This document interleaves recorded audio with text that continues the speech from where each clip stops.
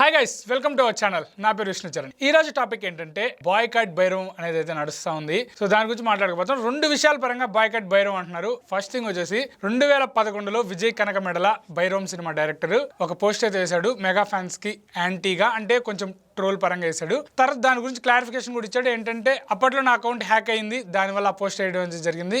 కానీ అప్పట్లో హ్యాక్ అయితే ఇప్పటి వరకు ఆ పోస్ట్ ఎందుకు డిలీట్ చేయలేదని అయితే ఫ్యాన్స్ అయితే క్వశ్చన్ చేస్తున్నారు. నేను మెగా హీరోస్ కి సన్నిహితంగా కూడా ఉంటాను, అలాగే సాయిధరం తేజ్తో నాకు మంచి కాంటాక్ట్స్ ఉన్నాయి, మిగతా మెగా హీరోస్తో కూడా నాకు కాంటాక్ట్స్ ఉన్నాయి. అది తప్పు జరిగింది, అప్పుడు ఏదో హ్యాక్ అయి జరిగిందని దానికి క్లారిఫికేషన్ ఇచ్చాడు. ఇక రెండో విషయానికి వచ్చేస్తే భైరవం సినిమా ప్రీ రిలీజ్ ఈవెంట్లో తనైతే ఒక 1 year ముందు ధర్మాన్ని కాపాడడానికి ఒకరు వచ్చారు అని అయితే అన్నారు.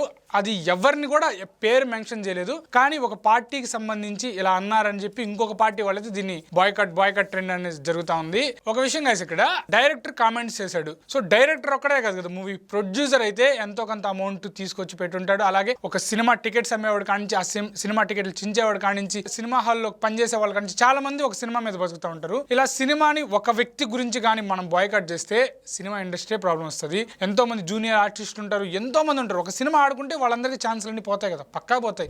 ఖచ్చితంగా అందరి మీద ఎఫెక్ట్ పడుతుంది. దీని గురించి మనం ఏదైనా ఇంకో సొల్యూషన్ ఆలోచించాలి. కానీ డైరెక్ట్గా బాయ్కాట్ భైరవం అంటే ఇలాంటివి మాట్లాడకూడదు అని చెప్పి డైరెక్టర్ ఖచ్చితంగా మనం క్షమాపణలు అడగమని చెప్పాలి. సో ఇలాంటివి మనం చేస్తే బెటర్ ఉంటుంది. కానీ డైరెక్ట్గా మూవీనే బాయ్కాట్ అంటే ఏమనుకుంటున్నారు మీరైతే కామెంట్ చేయండి. నేనైతే డైరెక్ట్ మూవీని బాయ్కాట్ చేయకుండా ఖచ్చితంగా డైరెక్టర్ని క్వశ్చన్ చేయాలి మనం, అంతేగాని డైరెక్ట్గా బాయ్కాట్ భైరవం అంటే ఖచ్చితంగా హీరోయిన్ ఎంతో మంది పెద్ద పెద్ద ఆర్టిస్టులుగా ఉంది, వాళ్ళు ఇంకో మూవీ తీసుకుంటారు, వాళ్ళకి పెద్ద బ్యానర్స్ ఉంటాయి. బట్ చిన్న వాళ్ళ పరిస్థితి ఏంటి, జూనియర్ ఆర్టిస్ట్ అసిస్టెంట్ డైరెక్టర్లు ఉంటారు. ఈ సినిమా ఆడుకుంటే అసిస్టెంట్ డైరెక్టర్లకు ఇంకో ఛాన్సెస్ రావు. ఇవన్నీ మారిపోతాయి గైస్. ఒక వ్యక్తి గురించి చేసిన కామెంట్ల గురించి ఇంతవరకు దీన్ని లాగడం అనేది కరెక్ట్ కాదని అనిపిస్తుంది.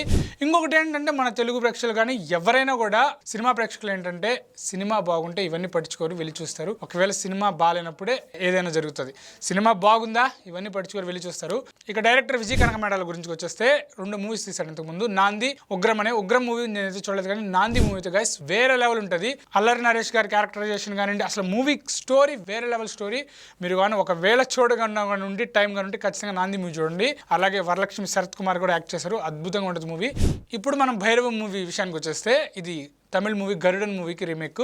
ఈ మూవీలో మంచు మనోజ్ గారు, నారా రోహిత్ గారు, అలాగే బెల్లంకొండ శ్రీనివాస్ గారు నడుస్తున్నారు. హీరోయిన్ వచ్చేసి శంకర్ గారి కూతురు, ఎవరు మన తమిళ డైరెక్టర్, ఫేమస్ డైరెక్టర్ ఉన్నారు కదా, గేమ్ చేంజర్తో మనకు పెద్ద ఫ్లాప్ ఇచ్చారు కదా రోబో.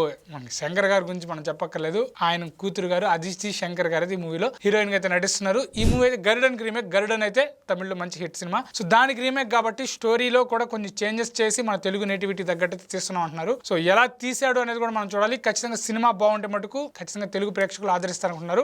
సో దీని గురించి మీరేమంటారు? బాయ్కాట్ గురించి, వీటి గురించి, కేవలం ఒక పర్సన్ చేసిన కామెంట్స్ గురించి మూవీని బాయ్కాట్ చేద్దామా లేక మూవీని ఆదరిద్దామా?